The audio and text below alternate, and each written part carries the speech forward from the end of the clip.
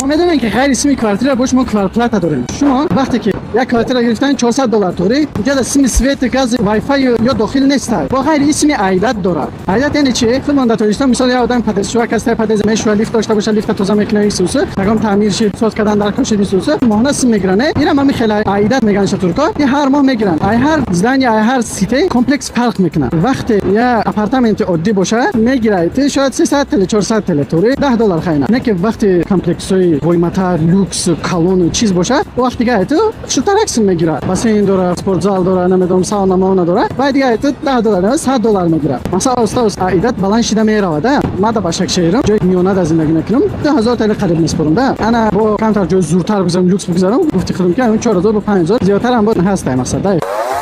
انا اگر بخواین که رنگ ما هاپ این حیاتون زور بگذاره و این ماشین بگذارین برین همه رو بگذارین ما رو پادپیس کنین جورا با هم ویدیو لایک کنین کارچ